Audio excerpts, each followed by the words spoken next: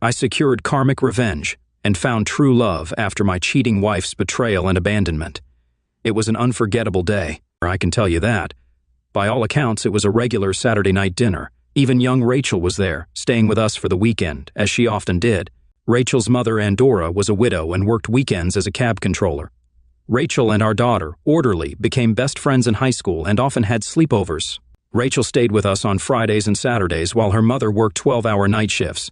My ex-wife, Marge, knew Andorra well, but I had never met her. Marge thought Andorra might turn my head, so we never crossed paths. I traveled a lot for work then, trying to break into a crowded market. Marge usually handled the kids, and on Sundays, Rachel would be picked up by any available cab. Rachel enjoyed the treats the cab drivers brought, and Orderly liked it too. Now, back to that infamous Saturday night dinner. The four of us were eating when Marge, without warning, announced, "Pete, I want a divorce. I'm leaving you." She said it as if she hadn't just dropped a bombshell. When your wife of 10 years suddenly says she wants a divorce, your first reaction is disbelief. I want a divorce. I found someone else, and I want to spend the rest of my life with him. With two 8-year-old girls at the table, including our daughter, I kept my composure. I was proud of my self-control. I must have said something stupid like, "If that's the case, I'm going apartment hunting tomorrow." Marge responded, "No, you'll have to keep the house. You'll need it for Orderly." I stopped pretending to eat and stared at Marge. "We're going on a trip around the world, and Orderly can't miss her schoolwork," she added, not even looking up. "You've got to be kidding me," I replied, louder than I intended, trying to stay calm for the girls. Marge probably chose this moment because she knew I'd hold back in front of the children. "I want to see the world while I'm still young enough to enjoy it," she said, oblivious to the irony. When we first met, I was passionate about traveling. I planned to travel the world after finishing my engineering degree. Marge and I talked about seeing the Grand Canyon, the Rocky Mountains, Ayers Rock in New Zealand, but Marge wanted to have children first. She said, "While I'm young enough to enjoy them." Irony, or what? I thought I understood Marge's position. Her parents were old when she was born, so she wanted to travel the world once the kids were grown. Apparently, she changed her mind. Taking care of Orderly wasn't as fun as she thought. The pregnancy and birth were difficult, and she dropped the idea of having more kids without much discussion. I nearly broke down but couldn't laugh out loud. Instead, I got up and started pruning the roses in the garden. After a while, I noticed Rachel and Orderly quietly helping. "Watch out for thorns, girls. You're not wearing gardening gloves," I warned. "We'll be careful, Dad," Orderly replied. "What's your mom doing?" I asked. "She's upstairs packing," Orderly said calmly. I was furious, but didn't want to destroy the roses. I watched the girls and resisted the urge to confront Marge. How could any mother, especially my wife, do this to her child? "Sorry, Orderly," I said. "Why, Daddy?" "You didn't leave us, Mom did," she replied. "Most kids at school have dads who left. I'd rather stay with a dad who loves me than a mom who—" She didn't finish, and I still wonder what she meant. Marge always seemed to be a loving mother. Was I blind to something? I realized the girls were holding hands and working together on the same rose bush. I could hear Marge talking on the phone, probably a new man. "Ice cream," I announced. "Let's get the biggest ice cream we can find, girls," they cheered, and we went to a restaurant for sundaes. It took them a while to eat, giving me time to process Marge's announcement and its consequences. Surprisingly, I didn't care that Marge was leaving. Any love I had for her vanished with her announcement. My main concern was childcare. I could take care of Orderly but needed help with school and vacations. My employers might help, but work hours clashed with school hours. I realized Rachel's mother would have to deal with her own problems while I managed mine. I thought I would have to call my sister Carol later to explain the situation. My only plan was to see if Carol could pick up Orderly from school, even though it would be a long drive. I called Carol hoping she'd have a solution. "What did she do?" Carol shouted when I briefly explained Marge's statement, trying not to go into details in front of the girls. I realized I knew very little about Marge's affair. "Carol, Marge ran off with some guy and left us." "Who? What guy?" Carol demanded. "I have no idea, just some Casanova, I guess. His name is Ronald," said Orderly. "He's a library customer," added Rachel. Marge had been working part-time at the library. I repeated their words to Carol. "My problem is, I don't know how to handle picking up Orderly from school every day. I can drop her off in the mornings, but I can't finish work by." "It's okay, Daddy. Rachel's mom is picking me up," Orderly said. "It wouldn't be fair to ask her to do that every day," I replied. "Oh, that won't be a problem. We've thought of everything," Orderly explained. "Rachel will stay with us on weekends, and I'll stay with Rachel and her mom during the week. On Mondays, you can drive us to school, and Rachel's mom will pick us up." Carol, overhearing, said, "I think it's a brilliant plan. Pete, did you ask her?" No, I've never met Rachel's mother. I had no idea if she would agree. The cab driver has been asking my mom to work on Sundays, Rachel joined in. Mom said she'd earn more working Sundays but didn't want to impose on Orderly's mom. The kids have solved your problem. What does Rachel's mother look like? I have. No idea. I've never met her. Well, you'd better go talk to her soon and see what she thinks of the plan. Carol then asked, has Marge moved out yet? I have no idea. We're at a restaurant. I think she was packing when we left. Get some new door locks while you're in town. Call me if you need anything tonight. Frank and I can come over if you want, but we'd have to bring the kids. Thank you, Carol, but I don't think it will be necessary. The help I need is right here with me. The girls grinned at each other, then at me. Carol wasn't surprised or upset that Marge was leaving. They were never close. After finishing the ice cream, we went back to the car. I had to inform Rachel's mother that I'd be the only adult with the girls that evening and make sure she was okay with it. There are some strange people these days, and I hadn't met Rachel's mother yet. I pulled up outside the cab office and went inside to find Rachel's mother. I'm Pete Thomas. I'm looking for Rachel's mother, I said to the cabbie behind the counter. I vaguely remembered him from a Sunday pickup. Oddly, I didn't know Rachel's mother's real name. We always called her Rachel's mother, and Rachel called her Mom. The cabbie gestured to a door marked Ladies Only, with a paper reading Andora's office. The other cab drivers in the office went silent, focusing on the TV. After a seemingly long wait, Andora emerged. She was stunning, dressed simply in tight jeans and a blouse, yet looked like a runway model. Andora, there's a guy here to see you, said the cabbie. Hey Pete, is something wrong? She asked, smiling but slightly concerned. Yeah, no, well, maybe, I replied nervously. Rachel is fine, I just need to talk privately. The cab drivers began to leave, but Andora told them to stay and we went outside. What's up, Peter? You don't look too good, Andora said as she noticed the girls in the car and waved. Marge left me, I stammered. It was strange talking to Andora for the first time, especially since she recognized me. My God, poor thing, she reacted, then asked, does this mean we have a childcare problem tonight? No, Andora, I just wanted to let you know I'll be watching the kids alone tonight. We've never met, and I thought you should know. Not so much. Rachel talks about you all the time. She treats you like a surrogate father and has a picture of you next to her bed. Oh my God, where did she get that? Orderly gave it to her, I guess. Do you want me to take the day off and take the girls? No, I just wanted you to know I'm fine looking after Rachel. I'm sure Rachel couldn't be in better hands, Peter, she said, taking my hand. I'll come and get Rachel in the morning. No, you need to get some sleep. Maybe stop by tomorrow so we can discuss the future if you want. I can bring Rachel home. Oh yes, the future, Andora replied, looking concerned. Don't worry, we can work something out. The girls have plenty of ideas. I smiled. Andora seemed relieved. Thank you. Yes, I guess that's the way it is. I'll see you tomorrow night. Don't worry about Rachel, she's wonderful. Andora kissed the girls goodnight and told them to behave. When we pulled up to the house, an unfamiliar car was parked in the driveway. Marge got out as I pulled to the curb. Where have you been? I've been waiting for hours, Marge demanded before curtly informing us she was leaving. Despite the earlier bombshell, her behavior was unrecognizable to me. If that's who I think it is, tell him to move his car before I do it for him, I snapped, annoyed that she had her new guy there. Marge gestured, and the Jaguar roared to life, moving across the street. Ignoring her, I reversed into the spot where the Jaguar had been. Marge complained, I almost hit her. Oh, you're still here? I thought you left, I lied and headed to the front door. Aren't you taking your car? I asked, noting her Nissan was empty while the Jaguar was packed. No point, sell it. We're flying out on Wednesday, she replied. Where do I send the divorce papers, I thought, but she preempted me. Ronnie's lawyer's address is on the kitchen table, she said curtly, then spoke to Orderly and Rachel. I didn't wait to hear the conversation and went inside with the girls following. They high-fived each other, but I ignored it. We watched TV for a while, then I sent the girls to bed. They went without argument, which was a first for Orderly. I had a couple of whiskeys to help me sleep. Sunday morning, I woke to the smell of frying bacon. For a moment, I forgot Marge had left and thought she was making breakfast. Then I remembered the previous day. The room seemed different. All signs of Marge were gone. Even her parents' pictures were missing. I went to the bathroom, and her personal items were also gone. It seemed someone had cleaned up while I slept. Come on, Dad, breakfast is getting cold, Orderly called from the stairs. In the kitchen, the girls insisted I sit while they served breakfast, fries, orange juice, and coffee like a hotel. They had cornflakes, juice, and tea. I complimented their cooking, and they beamed.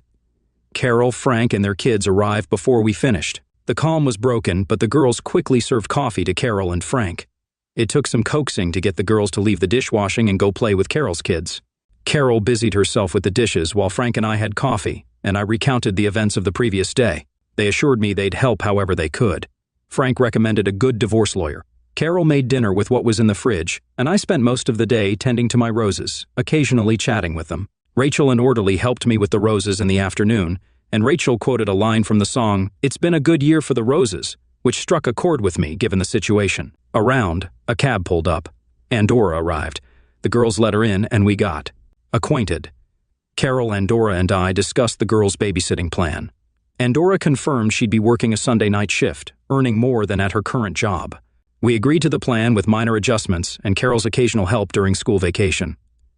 Andorra called her boss to confirm the extra shift and got an immediate yes. She looked to me for confirmation, and I nodded. We realized Rachel needed school clothes for the next day, so Carol drove Andorra and Rachel home to pick them up, with Orderly insisting on going too. As I carried Rachel's bag inside, I asked Andorra if she drove. "Yeah, but since Tony left, I can't afford a car," she replied. "How about using the Micra?" I asked, pointing to Marge's car. "I can't," she said. "Why? Why not?" "She told me to get rid of it. You'll need it to drive Orderly to and from school." "Are you sure?" she asked. "Yes, let's call the insurance company and add you as a driver. We'll deal with Marge's insurance separately."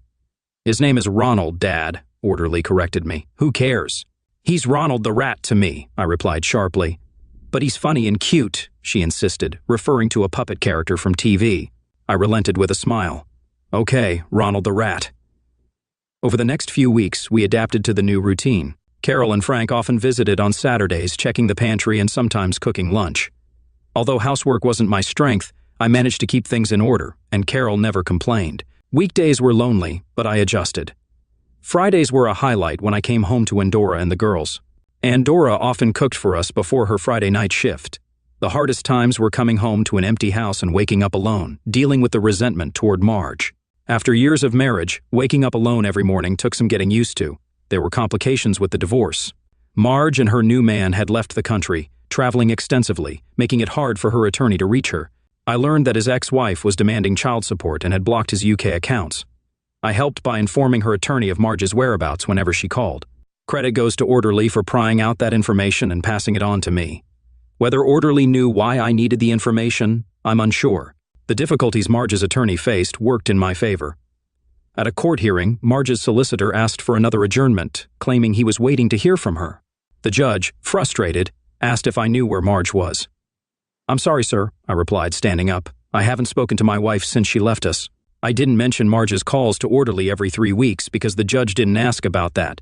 The judge noted Marge's unreasonable behavior for not communicating with her attorney and suggested I had grounds for desertion. He granted my divorce and gave me full custody of Orderly. "I don't see how joint custody can work if Mrs. Thomas can't communicate with her." "Attorney," he said. "Mr. Thomas, I grant you full custody and terminate Mrs. Thomas's parental rights with one condition." He told Marge's attorney to inform her she had 21 days to appear in court if she wished to contest. The judge then addressed me again. "It surprises me you haven't demanded child support from your wife. Frankly, Your Honor, I don't see much chance of collecting it unless Marjorie returns to the country," I replied. The judge ordered a nominal £100 monthly support, doubting I would ever receive it, but setting a precedent. He advised my legal representatives to verify any assets Marge might have in the UK. I walked out of court as a single man, with full custody of Orderly and rights to any property Marge had in the country. I never bothered to look for it. On Monday, I noticed an international call on the log from the day before, likely from Marjorie. Neither Orderly nor Rachel mentioned the call or Marjorie's location, which was unusual. I figured it out but didn't dwell on it, focusing instead on our new routine. As time went on, Marjorie's calls to Orderly became less frequent. I wasn't surprised, they were one-sided. Aside from Orderly's subtle inquiries about Marjorie's location, which ceased once her boyfriend's divorce was settled. Somehow Orderly and Rachel knew about it, likely through school connections. The divorce was finalized about 4 months ago. One Saturday, while at a movie and having burgers, Rachel announced that she and her mother would move soon due to a rent increase. I didn't realize this was part of a larger plan. It turned out the girls had plotted to have Andorra and Rachel move in with us. At dinner one Friday, Orderly casually asked Andorra if she found an apartment yet. Rachel then exaggerated horror stories about their search. Orderly suggested, "We have a spare room. Why don't Rachel and Andorra move in with us?" I thought Orderly's idea made sense, saving Andorra from rent and reducing our running around. I looked to Andorra for her thoughts, but she avoided eye contact. I didn't want to reject the idea outright or put Andorra in an awkward spot, so I tried to be cautious. Well, sometimes people might get the wrong idea about a man and woman living together, I said. Andorra laughed. Geez, Pete, you sound like a prude. I was just thinking of your reputation. My reputation? You're kidding me. I already face rumors at my apartment because I'm away every weekend and drive a new car. People think I'm doing something else. You're kidding, I said. No, they even wrote to my landlord. I told them I work at a cab company, but the rumors persist. You need to get out of there. I know, but finding an affordable apartment is tough. What about Orderly's idea? There's plenty of room. Yeah, you're right. Without the girls, this place is like a morgue, and you're not a bad cook. Should I take that as a compliment? Yes, the room is yours if you want it, Andorra. The girls seem excited. We'll need to discuss rent, suggested Andorra. No need. I don't like housekeeping, and you're a better cook. Or maybe you handle cooking here. I'd pay for utilities and housekeeping. Andorra insisted. We'll discuss that later. Are you sure you want to move in? If you're inviting us, then yes, we'd love to. Then it's settled. When do you want to move in? Well, our apartment is furnished. Don't worry, most of my things can be thrown away. I sold the good stuff years ago after Tony left when I needed money. So we agreed. Andorra and Rachel moved in with Orderly and me. What happened? I asked Andorra, but her look told me she'd explain later when the kids weren't around. I knew her husband had died in a traffic accident years ago but didn't know the details. Later, while walking Andorra to the car, I heard a distinct smack and saw Orderly and Rachel looking innocent. Andorra and Rachel moved in the following week. Most of Andorra's furniture was discarded, but some items made it into the house, with others stored in the garage. Her TV and music center ended up in the girls' room. The house felt like a home again, and my mood improved noticeably. I stopped going for after-work drinks because I had bedtime stories to read to my 2 daughters. My traveling days ended when Marge left. My boss started sending others on trips, and I stayed home. Shortly after Andorra moved in, I began to fall for her, though I tried to hide it. Andorra, a year younger than me, always looked immaculate and had a great sense of humor. She never resented the girls or me and even tolerated my quirks. I realized I loved her from the moment I met her. Carol noticed first. That Christmas, while setting the table with Carol, she asked, "Have you told Andorra yet?" Told her what? That you're in love with her, you fool, Carol said. Don't be silly, Carol. Pete, I can read you like a book. You're more hooked on Andorra than you were on Stephanie Mathers. Stephanie Mathers was my high school crush who broke my heart. Carol and her friends had helped me forget her. I'm attached to Andorra, but I don't want to upset the balance, I said. Peter, she likes you as much as you like her. You two act like school kids in love. What do you mean? You both avoid touching each other. Either you hate each other, which I doubt, or you're in love. So you think Andorra likes me? Yes, Pete, she's as smitten as you are. Even the girls see it. What should I do? Tell her how you feel. You've charmed women before. Marge was different. You never liked Marge, did you? No, I didn't trust her. She had you wrapped around her finger, but those 2 little girls love you, which I never thought Marge did. Marge loved me when we married. Think what you want, Pete. Now, there's a woman in the kitchen who loves you. Find a way to melt the ice. Just as our conversation started, Andorra walked in to check on dinner preparations, forcing Carol and me to change the subject. During dinner, Carol kept giving me meaningful looks and shared a private joke with Orderly and Rachel. Over the next few days, I nearly brought up Andorra several times but always hesitated. On New Year's Eve, Andorra was working, and Carol and Frank took the girls. I could go to a party with office friends. Reluctantly, I agreed. Around 4 a.m., the party wound down. I called a cab and Andorra answered. Hey, gorgeous, can you send one of the guys to take me home? I slurred. Are you mad, Pete? Andorra replied. I had a hard time deciding which phone to call, I joked. Try not to throw up in the car, she warned, laughing. Phil, the driver, arrived and helped me into the cab. As we drove, I realized we weren't heading to my house. You're going the wrong way, I muttered. You need someone to put you to bed, and it won't be me. I think I know who will volunteer, Phil replied. I must have fallen asleep because the next thing I knew, Phil and Andorra were helping me out of the car. Andorra clung to my arm, helping me to the door. Phil helped me upstairs, and then Andorra began loosening my clothes to make me comfortable. Intoxicated, I saw this as the perfect opportunity. Andorra leaned over me and I muttered, You know, you're one hell of an attractive little Andorra. What does that mean? She asked. That you're good enough to eat and I'm hungry, I slurred with a smirk. How much have you had to drink? She asked. Not enough. Jesus, Pete, you're as drunk as a newt.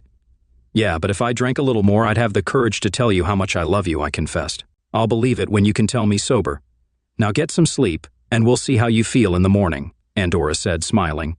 She stood to leave, but I grabbed her arm, pulling her gently onto the bed beside me. She didn't try to get up, and I soon dozed off. The next morning, sunlight pouring in worsened my hangover. Disappointed, I found Andorra was no longer beside me. I tried to lift my head and groaned in pain. "Here, have a drink," I heard Andorra's voice behind me. "What is it?" I asked, shielding my eyes from the sunlight. "It can't be poison until you marry me. I need life insurance on you first," she joked. "How do you know I won't bump you off first?" I replied, trying to be witty. "You can't. You have 2 daughters to look after," she said with a smirk. "One of them is yours," I reminded her. "They think of themselves as sisters and see you as their father," she noted. "And you're like Orderly's mother now. She's called me Mom several times recently," I added. "I hadn't noticed," she said, sounding surprised. "And Rachel's been calling you Daddy for a month now," I informed her. "Really, did she?" she asked, astonished. "Yes. Even Carol and Frank noticed," I confirmed. "Did you discuss it with Carol on Boxing Day?" she inquired. "I discussed a lot with Carol," I replied. "Is she already planning her wedding outfit?" I joked. Despite my hangover, Andorra sat holding the drink she prepared for me, looking confused. "So, are you going to marry me or not?" I asked, breaking the silence. "You didn't ask me," she pointed out. "I wanted to know your answer before I asked. It's less embarrassing if I get rejected," I explained. Well, you wouldn't look foolish if you asked," she replied thoughtfully. But I prompted, "But I have a confession. I'm not a widow. Tony's not dead. Legally, I was never married to him," she revealed. "I'm confused," I admitted. "Tony was a bigamist. He was already married when he married me, so our marriage is null and void," she explained. "Wow, so you're not a widow and never married?" I clarified. "Yes, it's easier to tell everyone I'm a widow," she admitted. "In that case, would you do me the honor of?" I started, but we got distracted and spent the next hour kissing and hugging, almost forgetting my headache. By the time Frank brought the girls home at 3 p.m., Andorra and I were in the kitchen planning how to tell the girls. They seemed to understand immediately, likely because Andorra was almost sitting on my lap. They hugged us both, and when Frank entered, he said, "Congratulations." When we set a date for mid-February and planned a modest celebration, though the girls wanted something more extravagant, we settled on an average-sized event with the wedding at the registry office and a small reception afterward. Neither of us had many living relatives, and the registry office avoided the complications of public announcements, keeping things simple for Andorra, who was supposed to be a widow. After Frank went home, Andorra had the delicate task of submitting her resignation to the taxi company supervisor. She wouldn't work night shifts due to personal preferences, which irritated me because I disliked sleeping alone. We decided to sleep in separate bedrooms until the wedding to set a good example for the girls regarding extramarital lovemaking. Still, I developed the habit of coming home for long lunches once the girls were back in school, improving my mood significantly. The following weekend, Andorra worked her last shifts at the taxi depot, bringing home numerous flowers and chocolates from her colleagues. That Sunday night, several drivers and their wives invited us for dinner and fun at a local pub, making cabs scarce in town. The wedding arrived quickly and went smoothly. Our girls were perfect bridesmaids, and Andorra looked stunning. We spent one night in the honeymoon suite at the luxury hotel where we held the reception, while Frank and Carol took the girls home. Our plan was to spend most of the school summer vacation traveling with the girls. That first year, we spent weeks driving around Florida, the Caribbean, and Southern California, seeing and experiencing as much as possible. A week or two after the wedding, I noticed something was wrong. When I got home from work, the girls were happy, but Andorra seemed upset. After the girls went to bed, she told me what was bothering her. "Does Rachel know Tony isn't dead?" Andorra asked. "How did she know?" I was shocked since we had never discussed it around the girls. Andorra explained that the girls often hid pictures of Marjorie and Tony in their drawers. When asked why, Rachel said, "They don't need us. We don't want to look at their pictures." Rachel knew her father had not died in a traffic accident but had run away, though she didn't know why. Andorra decided not to explain further, to avoid telling Rachel she was technically illegitimate. Surprisingly, Rachel didn't seem bothered by the truth, which I thought helped the girls feel closer. Andorra turned out to be an amazing wife and mother. She was patient with the kids and me, even when things got hectic at the office. Despite my flaws, Andorra never mentioned them and had a wonderful sense of humor, often teasing me playfully. Our nights, though sometimes tiring, were filled with love and laughter. By early summer, Marjorie's calls to Orderly had almost stopped. Orderly, angry at her mother, became more persistent when Marjorie did call. Andorra and I had to reprimand Orderly for calling Andorra new mommy during these conversations. Orderly then switched tactics, talking about our family activities and referring to Andorra as Daddy's wife, and Rachel as my sister. We discussed Orderly's behavior but realized we couldn't list all the words and phrases to forbid. Marjorie had to deal with the consequences of her actions. Before our vacation ended, Orderly and Rachel started asking if we were really their mom and dad. They left printouts about adoption procedures around the house, hinting at Andorra adopting Orderly and me adopting Rachel. They even found forms for changing Rachel's name to Thomas. After discussing it, Andorra and I decided to pursue both adoptions. Rachel's father, though absent, still had legal rights. Our attorney for my divorce case handled the process. It took over a year, but we eventually terminated Tony's parental rights and completed the adoptions. Coincidentally, the same judge for my divorce case presided over Tony's termination. Legally, we became Mr. and Mrs. Thomas with our daughters Orderly and Rachel. We considered having more children, but decided against it. After our marriage, I got a promotion, which included a bigger salary and more delegation. Our summer trips became regular, making up for my lack of travel earlier in life. In our second year, we spent 5 weeks in Europe, the third year in India and Sri Lanka, and the fourth in Australia and New Zealand. By the fifth summer, Orderly and Rachel, both 14, documented our travels with video cameras. We planned a trip to Canada, the northern U.S., and Alaska, with the girls making deep, detailed plans. About years after our marriage, Marjorie started sending us Christmas cards, though we couldn't reciprocate because they lacked a return address. The cards had Canadian stamps, suggesting Marjorie and Ronald had settled there. Marjorie was rarely mentioned, and she hadn't called Orderly in years, so no one brought it up. As usual, our master plan for the extended summer vacation changed when the girls pointed out we couldn't visit all the desired locations within the given time. Even after significant cuts, we decided to split our trip, focusing on the West that summer and saving the East for another year. We arrived in Winnipeg on an Air Canada flight in late June, spending a day or two exploring the city's historic sites. From Manitoba, we drove west to Saskatchewan, then south through the Dakotas, Nebraska, and Kansas, before turning west and north again through Colorado and Wyoming, where we stayed at a dude ranch. While the horses were pleasant to ride, I preferred English saddles over the Western ones, feeling less confident about getting out of them if something went wrong. There are two theories about riding horses or motorcycles: stay with it and hope to regain control, or back off and hope to fall safely. The idea of being on a horse or motorcycle with a spinning rear wheel has never appealed to me. We eventually entered Montana and stopped in a town I'd always wanted to visit, likely read about in some Western. After checking into a motel, we headed to a nearby diner. The diner was crowded and noisy, but suddenly there was a loud crash, followed by silence as a waitress dropped a tray of food. Andorra and I, like everyone else, turned to see who had dropped the tray. To my surprise, I recognized the culprit. She also recognized me, likely causing her to drop the tray. The poor woman stood there stunned, staring straight at me. Andorra recognized her too, and we both reacted by saying almost the same thing in unison to our girls: "Eat your dinner, Rachel. Orderly. There's nothing to worry about," Andorra and I reassured the girls, each addressing our own adopted daughter. Despite adopting each other's children 5 years ago, we still tended to scold our own first. Both girls were trying to catch a glimpse of the commotion's cause.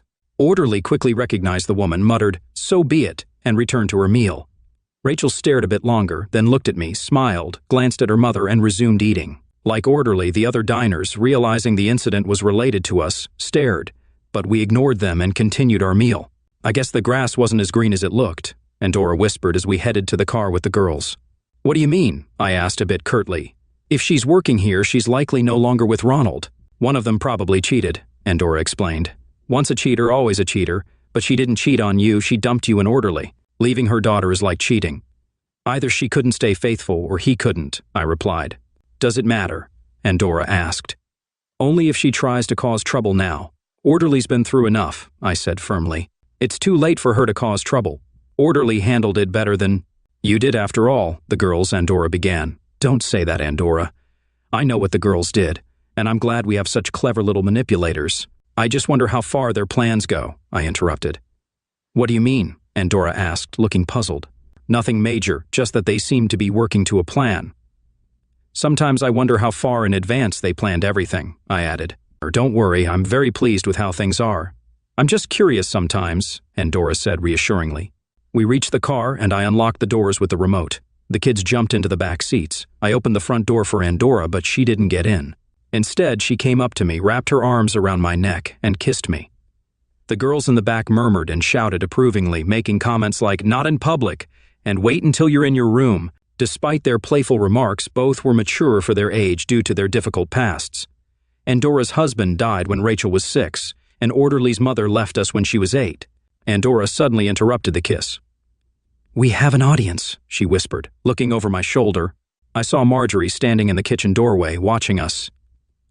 "Do you think Orderly should?" Andorra suggested. "Yeah, I don't think we have a choice," I replied.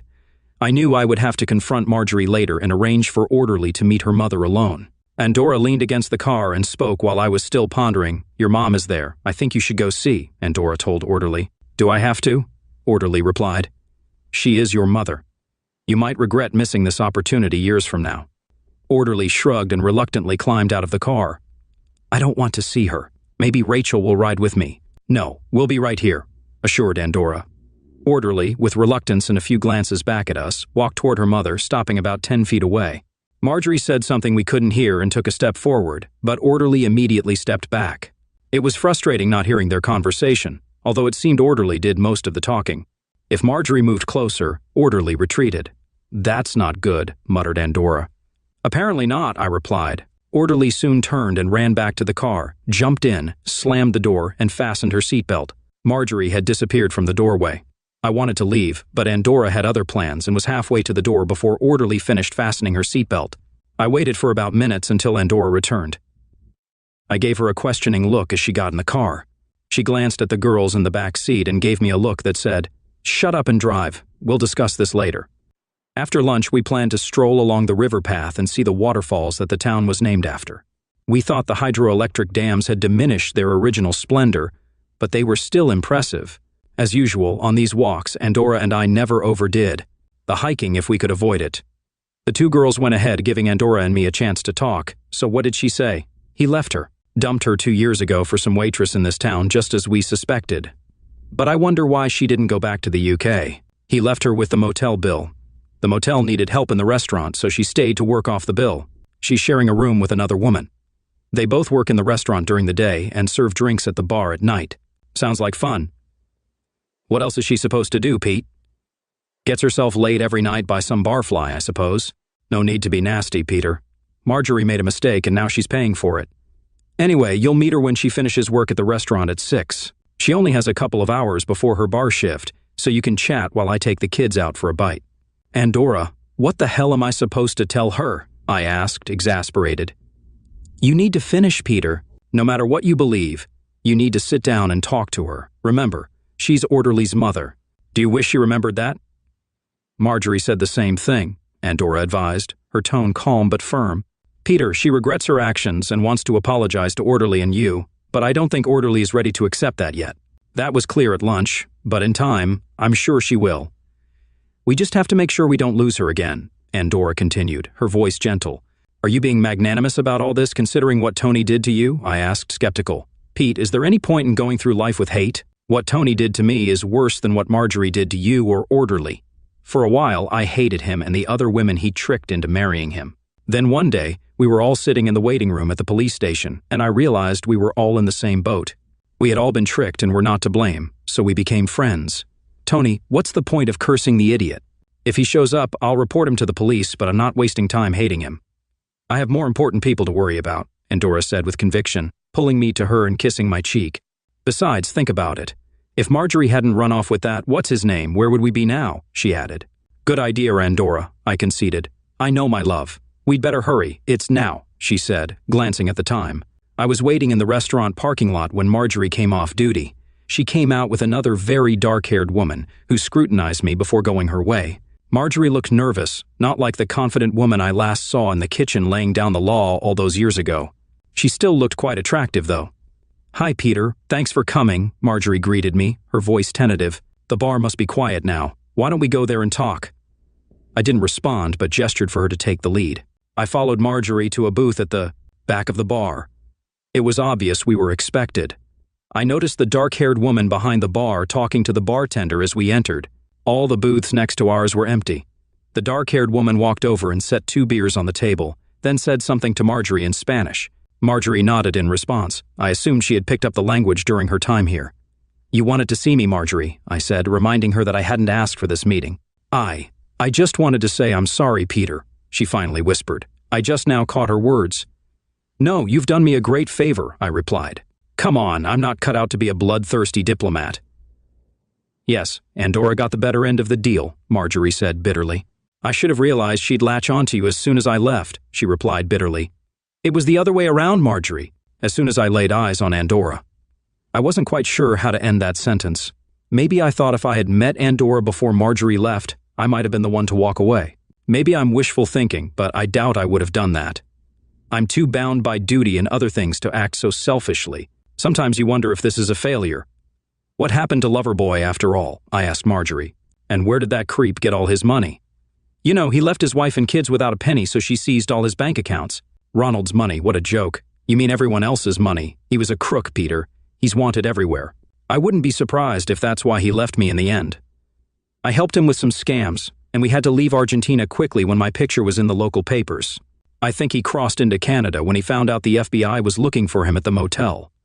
Coincidentally, with one of the waitresses from the diner. Ironically, I'm now doing the job of that waitress.